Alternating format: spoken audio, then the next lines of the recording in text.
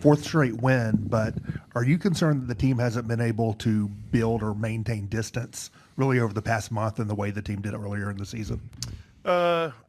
I wouldn't call it concern or alarming. I'm aware of our inability right now to stretch leads but it's kind of the nature of the season right now. I mean, I got to give credit to the four teams that we played, how hard they've been playing. Everyone's playing for different reasons, but these guys are coming out playing extremely hard. I mean, I did think tonight we got a little careless with the game, especially when we built a 19-point lead. And then, I thought we had kind of a back and forth for a stretch there, like the first half of the third quarter, and then we just had some careless plays on offense, lack of some discipline on the defensive side. The offensive rebounding hurt us for sure. We're not getting 50-50 balls, and then boom, it just became an avalanche. And luckily our guys found a way. I mean, we got to find the positive through this, that we still found a way to win these games, regardless of who we're playing, where we're playing. But definitely our standard is something that we have to be aware of, being more consistent in for 48 minutes. And proud of the resolve down the stretch. I mean, we hadn't seen a zone defense in a really long time. It was like a morphed zone, 2-3, 3-2, 1-3-1, two stack, all that. It definitely threw us for a loop. So something to go back and watch and be better prepared for. There was still just enough possessions there without a play call that we just kept driving it, kicking it, all that, and we got great looks. But it definitely threw our rhythm off, and it got them a spark. And luckily we were able to make just enough plays down the stretch. So we got to put full 48 minutes together and not be so careless.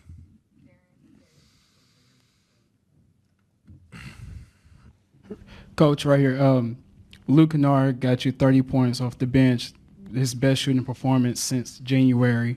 Can you just talk about the performance he had tonight, and what were the nerves like whenever you saw his three ball just spinning around on that rim until it fell? Well, it was great. I thought, we talked about going into the game that the paint was going to be taken away from us. We were going to have our opportunities every now and then, but our relocations, where our movement was going to be as we were trying to move the defense off of a drive or a ball screen, making that secondary, kick swing pass or like that hockey assist. I thought he was our best mover off the ball tonight, and he got rewarded for it. And credit to the other guys that were in those positions to make the kickouts. Various guys, John in particular, Des in particular, Scotty at times, Vince at times. Just the ball movement just found other guys. 2 games in a row where we shot the ball pretty well from the three-point line, which is impressive, and we need all 30 of his points. And that one at the end, I think it was pretty open, and it was off of a multiple action, pass sequence. We definitely needed that one because it was definitely back and forth. They had a 1-point lead, a 2-point lead. We had a 1-point lead, 2-point lead, and then we finally got that one stop to put it up 5, and then luckily Markkanen missed that shot, and we were able to close out a victory. Hey, Coach, the rebound differential, was that something they were doing or something you were not doing in this game? Both. I mean, they're one of the top offensive rebounding teams in the league. I thought we actually did a pretty decent job in the first half numerically. They didn't overly kill us on second chance points. It looks like it's 13, but 17. I mean, it just created more. It's just wear and tear that you're having to go through. But second half especially, it just got really loose. And, obviously we were playing small, but there were some dynamic factors there for the offense. I thought BC was doing a pretty solid job in the zone offense in the third quarter, so I kind of went to that. But, we definitely got hurt. We got to collectively, get better, even if we're playing small ball out there. So definitely an area that we've got to improve on, big or small. But that definitely was something that's a strength of theirs that we needed to do a better job of, and we're going to see them one more time. So big focal point in the game plan.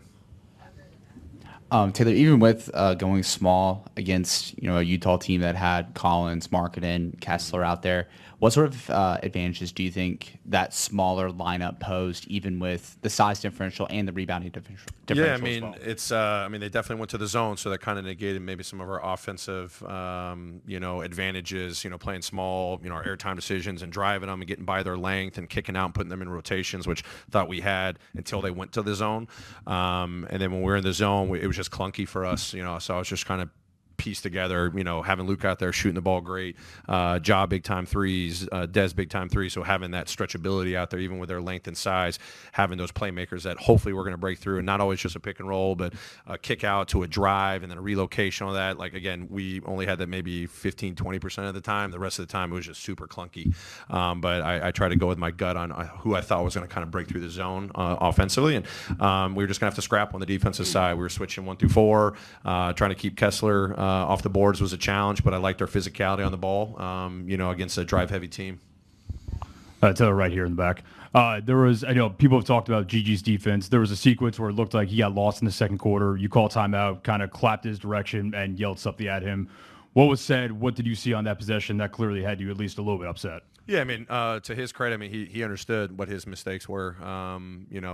Collier had just gone down left-handed every single time and half court and transition, so it was just about cleaning that up and tightening up on the defensive side. And he owned that. He recognized where he could get better in his communication, and his point of attack defense could have cleaned up. So love that he recognized it, and he's going to be better from it. Coach in the back.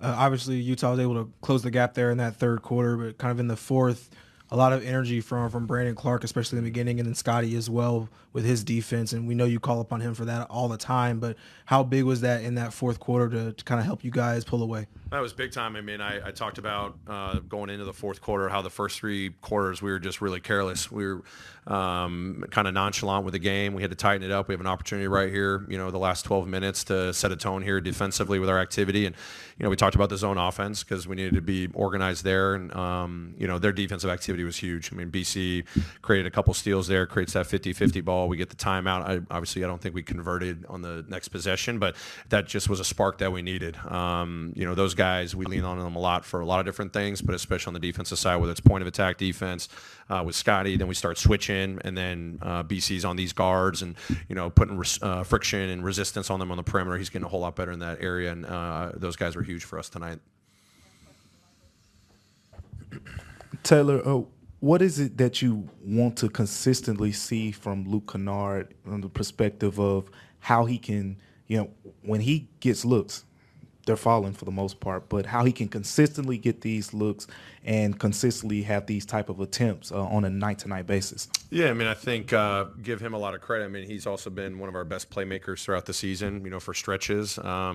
Tonight for him to, have a showing like that, it's awesome. I mean, it's him staying committed to the aggressiveness with his movement. That was a huge emphasis. We worked on that this morning. But also it's his teammates finding him. Find him in transition. I saw Ja trying to, find him in transition. It's Dez coming off a ball screen and them saying, hey, Luke, I need you to be here because they knew where the ball was going to probably end up. And then teammates in the corner making a kick swing to him. But whether it's a shot or him getting downhill, obviously you get to the mid-range, he can obviously kick out and get a bunch of assists there. So I just want him to just go out there, play aggressive, maintain those movement patterns, but it's also at the end of the day his teammates, being aggressive and finding them.